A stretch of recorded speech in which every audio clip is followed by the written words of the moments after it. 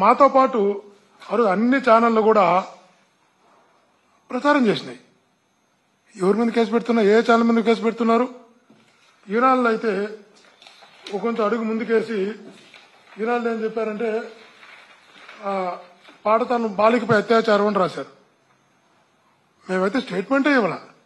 ఈనాళ్ళలో స్థానిక మదిపల్లి చెందిన విద్యార్థి స్థానం జిల్లా పరిషత్ 10వ తరగతి సోమవారం సాయంత్రం వదిలి వెళ్లంటే నడుచుకుంటూ వస్తున్న ముసుగు ధరించి ఉన్న వ్యక్తులు అటకాయించారు. బాలిక ప్రతిఘటించగా సంపేస్తాన్ని బెదిరించి ఆమె పొదల్లోకి తీసుకెళ్లారు. మత్తుమంది ఇచ్చి హత్యారం చేసినట్లు ఈనాడులో రాశారు. ఇప్పుడు ఈనాడు మీద కూడా కేసు పెడతారా? పోక్సో యాక్ట్ చాలా ఛానళ్లు రాసినాయి, అన్ని ఛానళ్లు రాసినాయి. ఆ ఛానల్ పైన పెడతారా? ఆంధ్రప్రభలో రాశారు బాలికపై లైంగిక దాడి అని. ఆంధ్రప్రభ మీద కేసు పెడతారా? ఆలోచించాలా.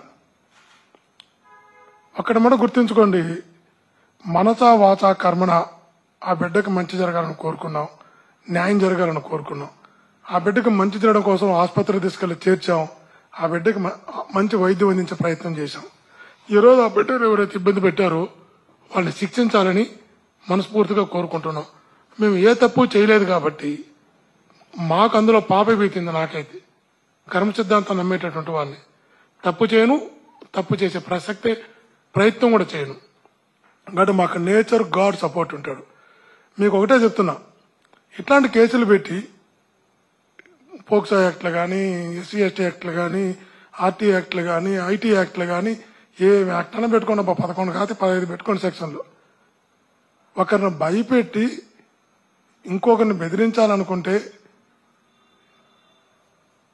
ఎవరు భయపడే వాళ్ళు ఇక్కడ లేరని కూడా తెలియజేస్తున్నా. 2011 నుంచి 2019 వరకు 88 కేసులు నా పైన పెట్టారు. నెలలు జైల్లో పెట్టారు. తమిళనాడు తీసుకెళ్లి కొట్టారు. కడప సెంట్రల్ జైల్లో తీసుకెళ్లి కొట్టారు. ఎన్ని రకాలు చేయాలో అన్ని రకాలు చేశారు. ఎదుర్కొన్నటువంటి వాడిని ఎప్పుడు వెన్ను చూపించి పారిపోయినటువంటి వ్యక్తిని కాదు.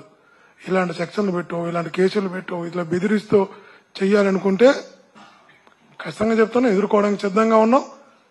భయపడే ప్రసక్తే లేదు.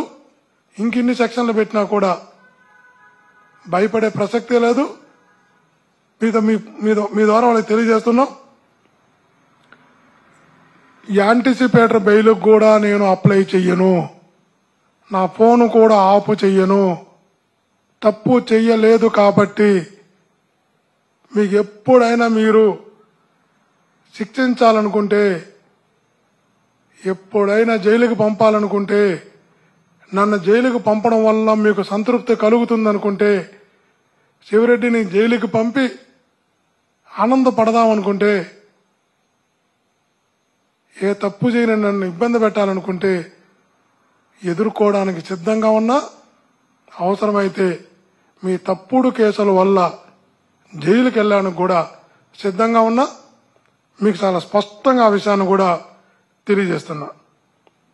ఒరిజినల్ గా నిజంగా చెప్పాలంటే, ఒరిజినల్ గా పోక్సో కేసు విపరీతమైన అడావుడి చేసి, విపరీతమైనటువంటి న్యూసెన్స్ చేసి, ఈ ఇష్యూని ఇంత దాకా తీసుకొచ్చి రోడ్డు మీదకి లాగిన పోలీసుల మీద, సంబంధిత పోలీసు అధికారుల మీద పోక్సో కేసు పెట్టాలి. ఫస్ట్ వాళ్ళ పైన పెట్టాలి.